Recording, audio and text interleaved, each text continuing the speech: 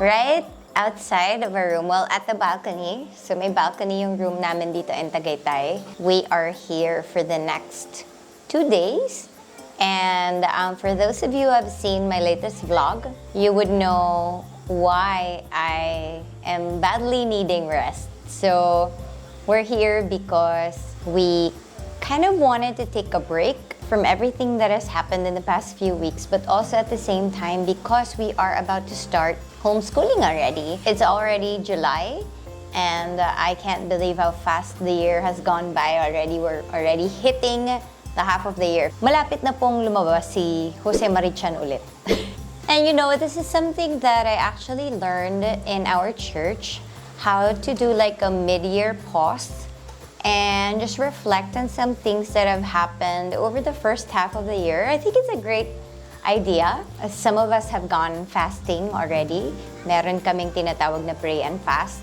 I was able to join that because I was still pregnant around that time, so I couldn't fast yet. But what I did was when the pregnancy dropped and all that, if you don't know what I'm talking about, you can go to the last vlog. Nandun lahat yung history. I miscarried, so I'm no longer pregnant. And right after the thing, I needed to have like a reset, which is something that I'm going to talk about in another vlog, how I'm pursuing my healing in this season. But all to say that I really badly needed a reset. And so I thought of going on a detox. And the detox that was given to me by my nutritionist is a kind of fast. It's a 5-day fast. So it's actually my 5th day today, pero na-break ko na kanina. Nauna ako dun sa protocol. But I was given that fast by my nutritionist to detox my body. And at the same time, ginamit ko na rin yung panahon to talk to God, to speak to God. And maybe, you know, this is also why I'm doing this vlog, because I kind of like wanna ask you guys, if you guys don't have this habit yet, maybe you can start one, like every middle of the year. Just stop for a few days and fast from whatever. If you want to fast from food, then that's fine. If you want to fast from like social media, like just take a pause and move yourself away, remove yourself from like what you usually and normally do, and reassess how the year has been and just take a rest. And that's kind of what I want to talk about today.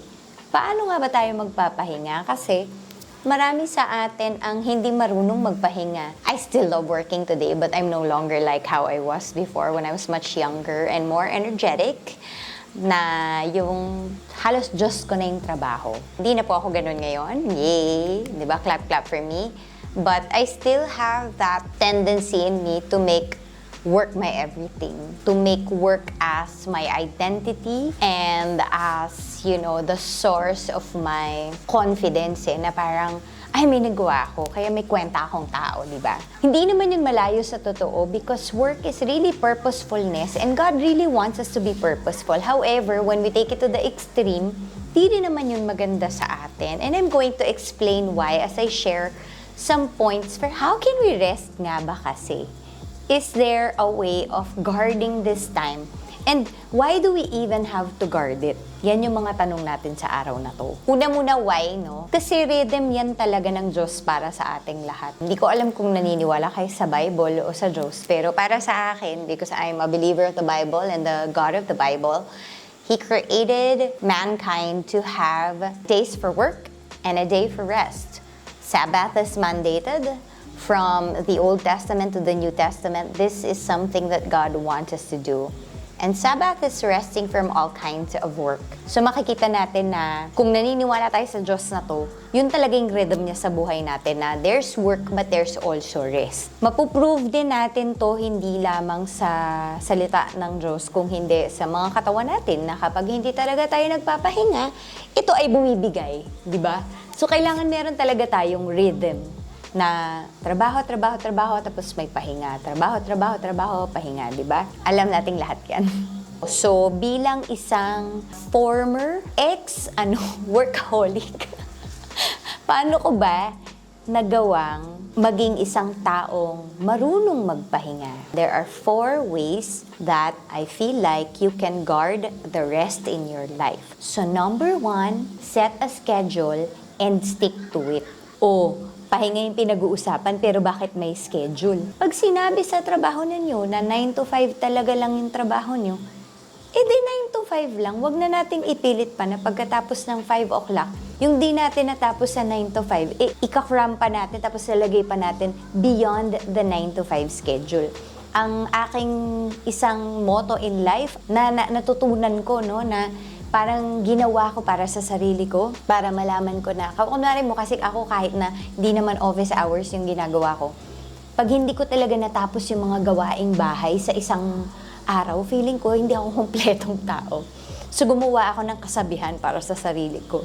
Rica, may bukas pa. Sabi nga ng kaibigan ko, Rica, kung importante yan ngayon, importante pa rin siya bukas.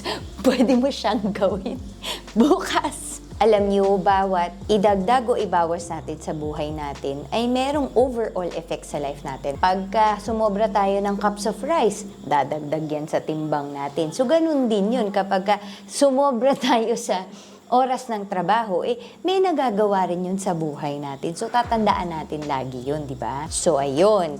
Tandaan nyo na pag gumawa kayo ng schedule, you stick to it. Isa pang point ko sa schedule nyo yung rest. Kasi naniniwala ako na kahit na anong wala sa schedule ay hindi importante sa buhay nyo. Hindi naman kasi ang rest ay ibig sabihin matutulog ka lang at walang gagawin, di ba? In a day, you can find pockets of rest. So, kung nakaschedule lang, yan, let's say ako, no, gumawa na ako ng habit na sabi ko kasi pag nagising na yung mga anak ko, tuloy-tuloy na yung trabaho ko, hindi na ako makakapagpahinga niyan kasi ang dami-dami na nilang hihingin sa akin. So, gumawa ako ng panahon na right before they wake up, meron akong sariling quiet time. And that's a schedule for me to actually rest in God. Diba? Nagre-rest lang ako sa Kanya na parang, Lord, magbabasa lang ako ng word mo, meet tayo, usap tayo, ganun. And it's a very restful thing for me to do. Nagagawa ko yun at the start of my day, minsan at the end of the day, minsan naman in between the day, diba? So kung mahahanap natin ito, ano ba yung schedule na best na mag-work sa atin within the day, nakakahanap tayo ng pockets of rest, lagay na natin yan sa ating schedule. Whether you write it down or you just have it in your mind and in your heart, it doesn't matter. But put it in your schedule. If rest is not in your schedule, it won't happen. Lipat na tayo sa pangalawang point. Ang aking pangalawang point ay accept hectic seasons but refuse hectic culture. Naniniwala naman din ako na sa trabaho, hindi naman talagang pwedeng pag sinabi mong 9 to 5 ka lang papasok, talagang matatapos mo na yung lahat sa 9 to 5 dapat, di ba? Minsan talaga meron namang konting apaw yan. Pero I guess, let's just not make it a habit. Also, there are seasons. There are seasons na talagang hectic. Yung kumbaga, yung pag dumating yung December, di ba? Ito yung nag-audit na kayo ng lahat, nagsasara na kayo ng mga libro and all. So, understandable naman yun na maging busy kayo sa December. That is a hectic season. But if you are already within a culture that is hectic, meaning to say, kultura na araw-araw na lang ng buhay mo, whether meron naman talagang pressing need o wala, hectic na lang talaga yung trabaho mo, re-refuse natin yun. Huwag tayong matakot na sabihin, this is not a healthy thing for me. Tandaan nyo that seasons only last for a period of time and not forever. Yung mga forever, nire-reserve natin yan para sa mga worth it na bagay katulad ng ating mga asawa. Charot. Third thing on my list, be serious about your rest time. Seryoso ka talaga dapat tungkol sa iyong pahinga. Minsan kasi, alam nyo, ang bilis lang natin siyang i-overlook kasi hindi siya productive, di ba? Hindi siya yung parang... Ako dati, ganun yung thinking ko na parang bawat minutong lumilipas sa buhay ko ay dapat nakapagdadala ito sa akin ng pera. Pero, pag inisip mo rin kasi in the long run na paubos ka ng paubos kasi di ka naman nagpapahinga, kung ano yung pinagka-productive mo nitong panahon na to, babawian ka lang naman din sa dulo, hindi ba? So, gawin na natin regularly yung rest natin at maging seryoso tayo dito para hindi yung nasa huli ang ating pagsisisi. Actually, tuturuan ko kayo. Kung meron kasi akong 4 categories of rest, diba?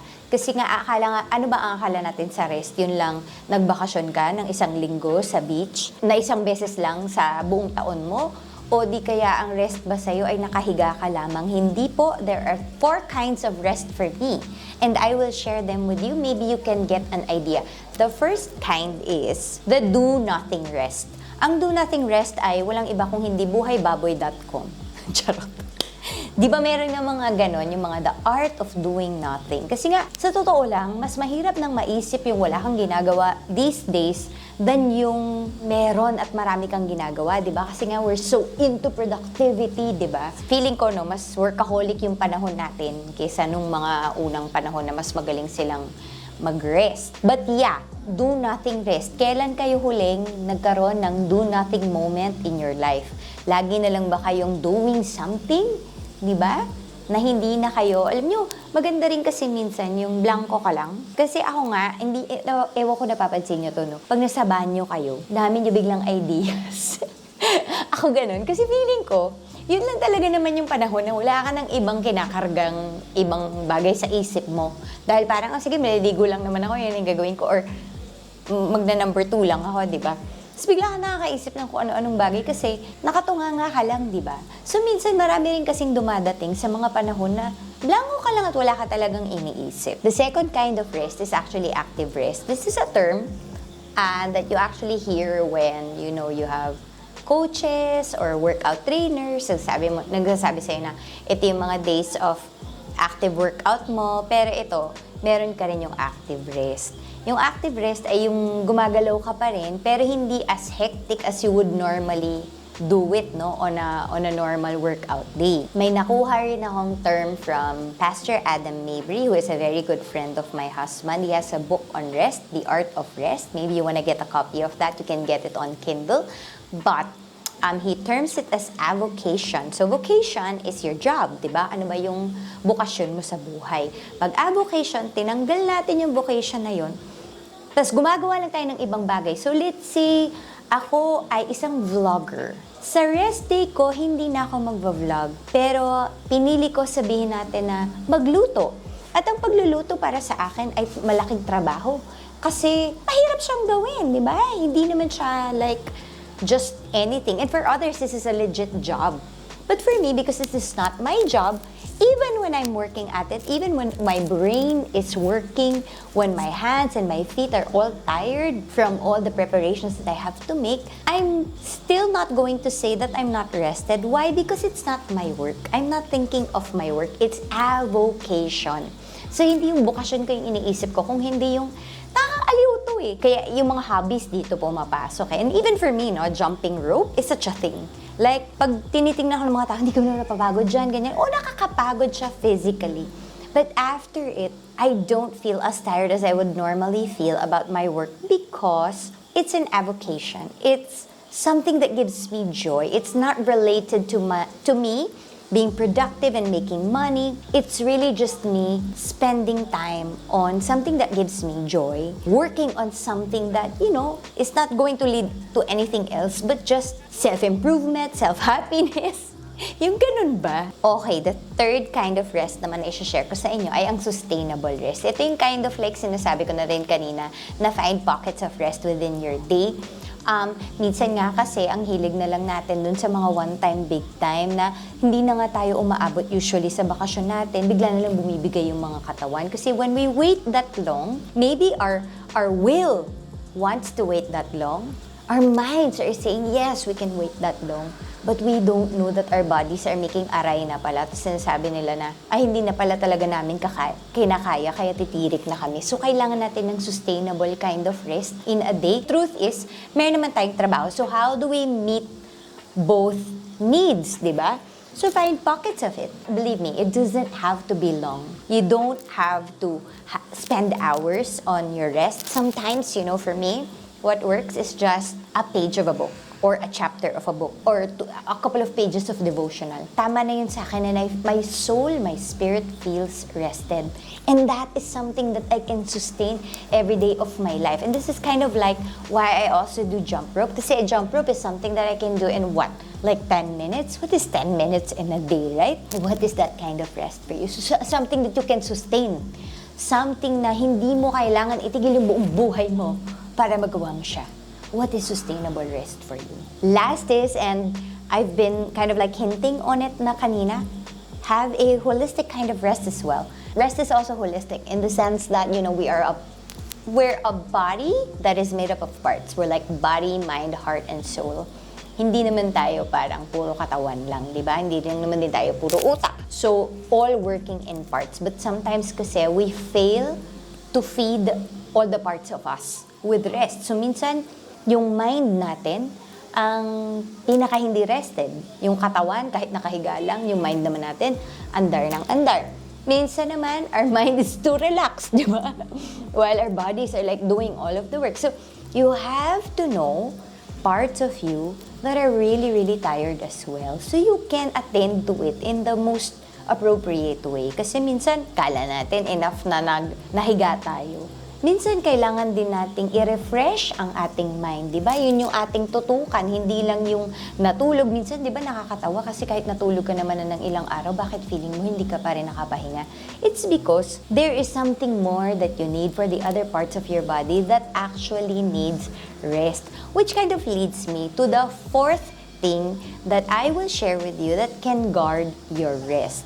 Something about rest that is so informative na mas magiging effective na ang pagpapahinga natin sana pagkatapos nito. There are 3 things actually na ginagawa ng rest. Hindi lang ito merely pagtigil sa gawain. Kung hindi, rest heals, rest inspires, and rest creates. Rest heals. So, dun na muna tayo. Diba? Kapag tayo ay nag-workout, lagi sinasabi sa atin na mag-stretch, tapos pagkatapos mag-stretch, meron tayong day na hindi tayo talaga masyado magbubuhat o medyo gagalaw kasi kailangan ito ng ating mga bodies. If we don't stop from the normal activities of life that keep stretching us, stretching our muscles, stretching our bodies, that kind of stress is going to be too much for us to handle and it will lead to injury. So, bawat pahinga na ginagawa natin sa buhay, actually, ang ginagawa nun is nire-restore niya yung katawan natin sa isang magandang state, di ba? So, it heals. Because, when you work, you actually add stress onto your life. And there's a good amount of stress. But also, it is designed in such a way that we partner it with rest. So, it can restore our bodies, our minds, what have you, to an optimal state. The second thing it does, na sinasabi ko, is rest inspires. Alam nyo, meron tayong hindi napapansin sa atin na when we go out and we look at, like, say, wonderful works of nature, no? Diba? Or, let's say, pumunta tayo sa Boracay or sa mountains. Or ako, nung nag-Mount Pulag ako, iyak ako talaga ng iyak kasi sobrang niyang ganda. It inspires me. Di ba ganito ang mga painters, when they look at the majestic wonders of nature, bigla nilang maiisip na, ako na-feel ko na to, kahit di ako painter, na parang sana kaya ko tong i-drawing kasi sobrang niyang ganda. Which kind of leads me, na when you're to the last, no, na rest creates, kasi when you are inspired, you are also parang, you kind of like want to make an action to support that inspiration or to have an output for that inspiration. And so, which leads me to the very last thing that rest is able to do, it creates. See, when you are rested, you are able to create new things. Why? Because you are so rested that there's new energy in you. New ideas are able to flood in because you're not preoccupied with too many things. You're rested. So you have the ability to actually go and do more because you're coming from a place of rest. Alam nyo, yung pinaka-best example na naisip ko dyan, pag iniisip ko yung creation story and how God, every time He created something, so that's like work for Him, no? He would work. I'm going to create this. Like say, I'm going to create the seas and the sky and all that. Then I'm going to take a step back. Parang ganun siya, na parang He's gonna take a step back before creating the next thing. And look at His creation first. You know why I know He's looking at it? Because it would always say, diba, repeatedly na, and He saw that it was good. So it's like God is taking a step back for every time He created something. God would take a step back, look at what He created, and as He looks at it, says, that is awesome. I'm gonna make some more things because, what I made is just so awesome. I'm going to keep making more of these things. So, ayun. So, sana naman, kahit papano, nakatulong ang mga thoughts ko on rest. And I also hope that we recognize that, with everything that we've gone through during the whole, stretch of the pandemic, we're not really completely over it yet. We're still working from like hybrid situations, diba? Some work from home pa rin. Yung iba, bumalik na completely sa opisina, or yung iba, half-half, ganyan. Wherever you are in this whole pandemic situation, I pray that you will also see that one of the gifts of the pandemic was actually the opportunity to take a stop, to take a pause, and rest. I think so many of us during the pandemic just realized too many things in our lives na unang-una sa lahat, gusto ko ba talaga tong buhay na to? Na-stuck ako dito ng 2 taon. Ito pala talaga yung buhay na meron ako. Gusto ko ba to? Sabi nga ng isang pinakapaborito kong quote from Kevin DeYoung, "The greatest danger with busyness is that there may be greater dangers you have never time to consider."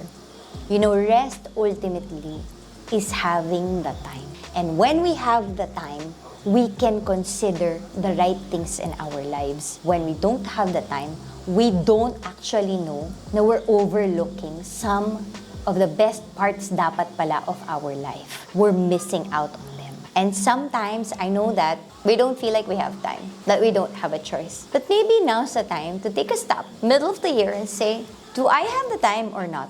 Or is it really a question of, do I create that time or not? Because sometimes, that's all it takes. A decision to say, I'm going to make time for this. So guys, I hope that you will get to think about this in the middle of the year, and that it will take effect on the lower part of your year as well. Na sana kahit papano ma-feel natin, hindi pa huli ang lahat. Kung meron tayong mga pinagsisisihan sa gitna ng taon na to, pwede pa nating baguhin, hindi pa tapos ang 2022. O sige na guys, kasi gumagabi na, babalik na ako sa mag-anak ko, at titingnan ko kung anong klaseng rest ang gagawin namin ngayon. Kung i-rest ko ba yung katawan ko, o i-exercise ko yung bibig ko sa pagkain. Bye guys. Thanks for watching this vlog, and if you haven't yet, please subscribe, turn on your notification bell, and also if you have the time, please leave a comment in the comment section below. Maybe you want me to discuss more topics like this, or maybe there are other topics that you want me to talk about.